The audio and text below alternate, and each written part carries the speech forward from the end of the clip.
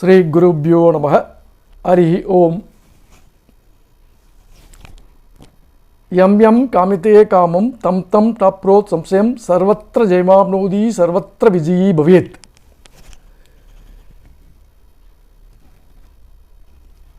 பதினஞ்சு சனி பயிற்சி பார்த்தாச்சு. 20 ராகு கேது பயிற்சி பார்த்தாச்சு. 30 குரு பயிற்சி பார்த்தாச்சு. ஆனால் இப்படின்னு சொல்லிண்டு இருப்பவா பலர் இருக்க பெற்றோர்கள். இன்னும் என் பொண்ணுக்கு கல்யாணமாகலை, என் பையனுக்கு இன்னும் திருமணமாகவில்லை அப்படின்னு சொல்லிட்டு ஒவ்வொரு ஜாதக பரிவர்த்தனை நிலையமாக ஒவ்வொரு ஜோதிடரையும் அங்கேயும் எங்கேயும் போய் பார்த்துட்டு இருக்காங்க. வெஞ்சி ஆக 15 சனி பயிற்சி பார்த்தாச்சுன்னா என்ன அர்த்தம்? 15 15 15 7.5 15 30 15 7.5 ஆக 37 வருஷம். அங்கே 7.5 15 7.5. அதே மாதிரி 20 ராகு கேது பயிற்சி பார்த்தாச்சு. குரு பயிற்சி 30 பார்த்தாச்சுன்னா ஆக 18 20 வயசில் ஜாதகம் எடுக்க பார்த்தோம்னா 40 வயசாகி 30 35 40 50 வயசாகவும் இன்னும் நிறைய பேர் கல்யாணம் ஆகாமல் அப்படியே இருக்கா, வரணும் இருக்கா, வதுவும் இருக்கா.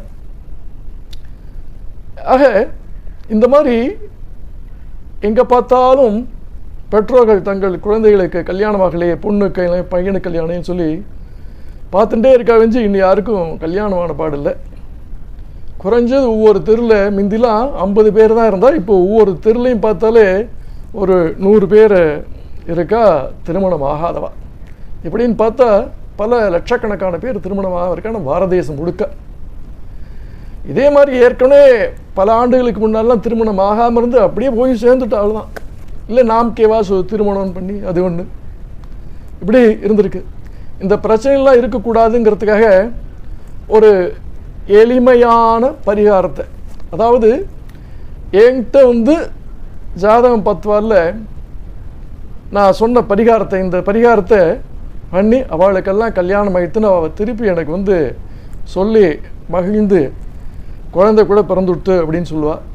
அதனால் இதெல்லாம் எல்லாருக்குமே இந்த பயன் பெற வேண்டும் என்பதற்காக, அதாவது அவங்களுக்கு திருமணம் ஆகிவிட்டது என்ற அந்த நல்ல செய்தியை கேட்டவுடன் யாம் பெற்ற இன்பம், அவங்களுக்கு கல்யாணம் எடுத்துங்கிறது ஒரு நமக்கு இன்பம் தானே, அந்த இன்பம் இவ்வையகம் பெருக அப்படிங்கிறது, யாம் பெற்ற இன்பம் இவ்வையகம் பெருக என்பதற்காக தான் நான் இந்த பதிவை இப்போது நீண்ட நாட்களாக இதை போடணும் இருந்து பல இடையூறுகள். ஏன்னா நமக்கு பெருமாள் எப்போ அருள்பாலி போகிறோம் அப்போ தான் எல்லாமே நடக்கும் இல்லையா.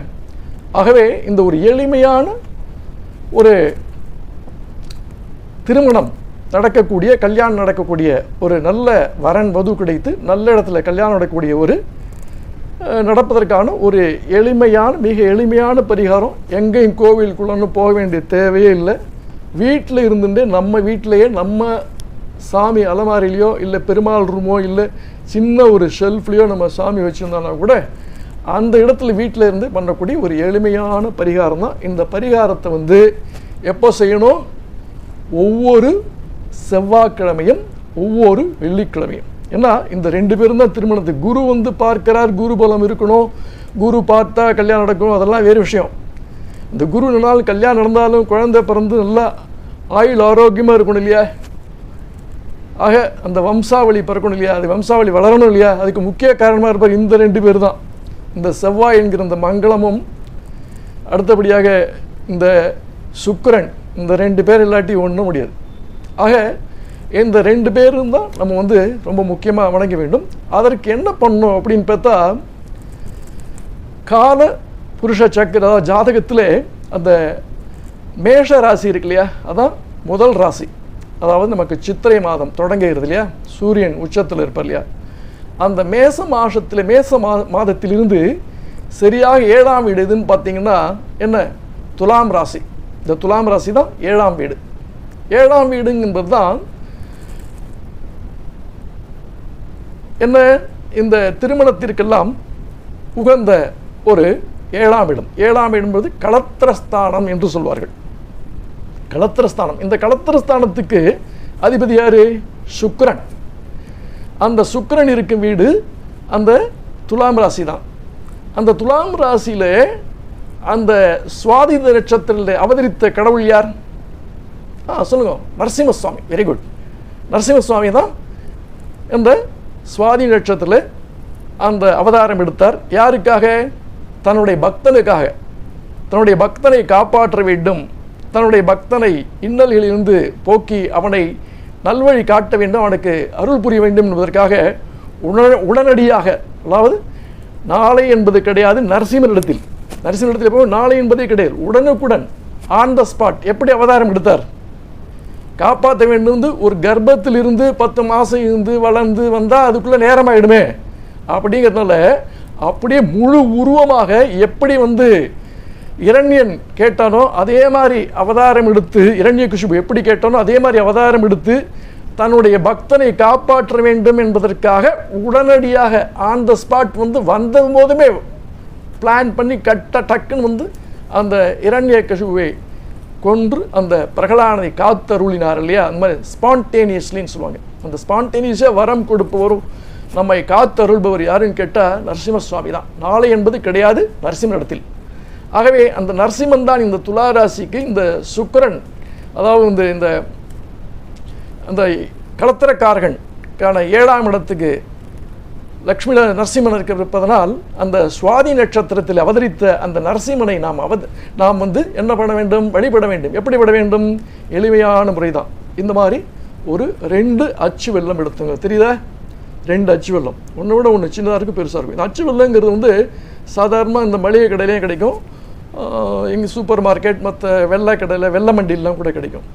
ஜஸ்ட் ஒரு 1/2 கிலோ வாங்கி வச்சுட்டிங்கன்னா இந்த வெள்ளத்தை என்ன பண்ணணும் அப்படிங்கிறத பற்றி சொல்கிறேன்.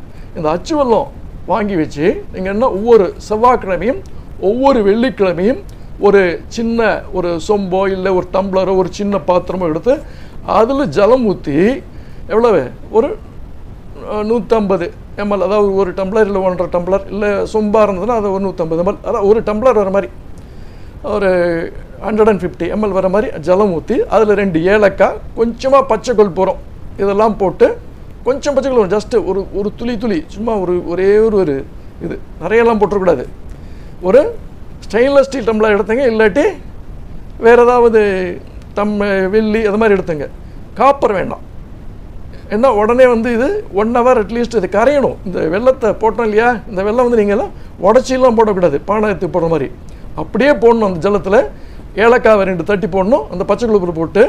அப்புறம் நான் ஒரு ஸ்லோகம் சொல்கிறேன், அந்த ஸ்லோகத்தை சொல்லிட்டு எத்தனை தடவை? 21 தடவை சொல்லணும். அதே மாதிரி இது 9 வாரம் தொடர்ந்து சொல்லி வர நமக்கு இந்த நரசிம்மசாமியுடைய கடாட்சம் கிடைக்கும்.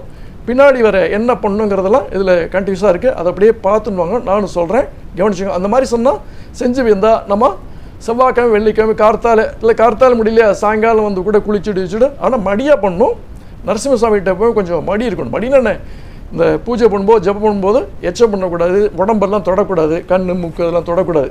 தொடாமல் நம்ம மடியாக அந்த ஜபம் அந்த சொன்னாலே அந்த ஸ்லோகத்தை சொல்லிட்டு அதுக்குள்ளே இந்த 2 அச்சு வெல்லம் கரைஞ்சி பானகம் மாதிரி ஆகிடும். அதை அந்த நரசிம்மசுவாமிக்கு நிவேதனம் பண்ணிட்டு நாம் எடுத்துக்கணும். நிச்சயமாக பலன் கண்டவர் ஒரு சிலர் இருக்கா. ஆகவே நம்மளும் அந்த மாதிரி பலன் அடையணும். நீங்கள் எல்லாரும் அந்த பலனை அடைய வேண்டும்ங்கிறத இந்த பதிவை நான் வெளியிட்டிருக்கிறேன். உங்களுக்கு ஏதாவது சந்தேகம் தான் என்னுடைய நம்பருக்கு தொடர்பு கொள்ளலாம்.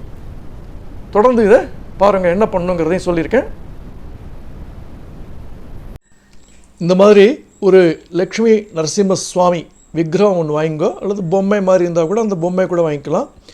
அதுவும் இல்லாட்டி போனால் ஒரு லக்ஷ்மி நரசிம்மசுவாமி இதோ படத்தில் பார்க்குறேன் இல்லையா, இந்த மாதிரி ஒரு லக்ஷ்மி நரசிம்மசுவாமி படத்தையாவது ஃபோட்டோவோ வாங்கி நம்ம வீட்டில், நான் ஏற்கனவே சொன்ன மாதிரி பெருமாள் ரூம்லேயோ இல்லை ஒரு ஷெல்ஃப்லேயோ இல்லை ஒரு அலமாரியிலையோ வச்சு அவரை தினமும் நான் சொன்ன மாதிரி இந்த செவ்வாய் வெள்ளி 2 கிழமையிலும், செவ்வாய்க்கிழமை அதுமாதிரி காத்தால் செவ்வாய் ஹோரையில், வெள்ளிக்கிழமை காத்தால் வெள்ளி ஹோரையில், அது முடியலையா இந்த ராகுகால் நேரத்தில் கூட பூஜை பண்ணால் தப்பு கிடையாது. இந்த மாதிரி விளக்கு ஏற்றி வச்சு, எப்படி விளக்கு ஏற்றுனா இந்த மாதிரி மாக்கள், இது மாக்கள் விளக்கு. மாக்கள் விளக்கு ரொம்ப சிறந்தது. கல்லில் விளக்கு இருந்த மாக்கள் விளக்கில் இதில் 7 தீபம் இருக்கும் பாருங்க.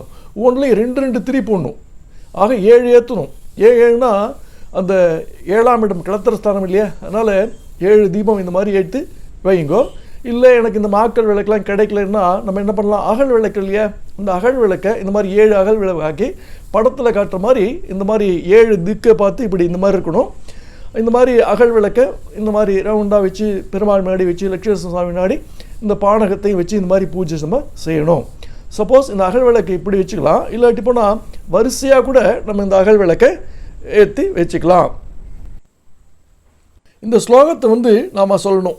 என்னென்னா, காமேஸ்வராய காமாய காமபாலாய காமினே நமக. ஸ்க்ரீனில் பார்க்குறீங்க இல்லையா தமிழில், இந்த ஸ்லோகத்தை தான் 21 தடவை நம்ம சொல்லணும். காம விகாராய காமரூப தராயச்ச, இந்த ஸ்லோகத்தை 21 முறை நம்ம சொல்லணும். செவ்வாய்க்கிழமையும் வெள்ளிக்கிழமையும் பானகத்தை வச்சு நிவேதனம் பண்ணி இந்த மாதிரி சொல்லணும். ஆக இது தேவநாகரி ஸ்கிரிப்ட்லையும் கொடுத்துருக்கேன். காமேஸ்வராய காமாய காமபாலாய காமினே நமக காம விகாராய காமரூப தராயச்ச என்ற இந்த ஸ்லோகத்தை 21 முறை சொல்லி நம்ம பகவான்கிட்ட அந்த பிரார்த்தனை பண்ணோம்னா, ஆங்கிலத்துலேயும் இந்த ஸ்லோகம் இருக்குது. இந்த மாதிரி பண்ணி நீங்கள் எல்லா விதமான கல்யாணம் பெற்று பல்லாண்டு பல்லாண்டு வாழ வாழ்த்துக்கள். மறக்காமல் சப்ஸ்கிரைப் பண்ணுங்கள். இந்த பூஜையை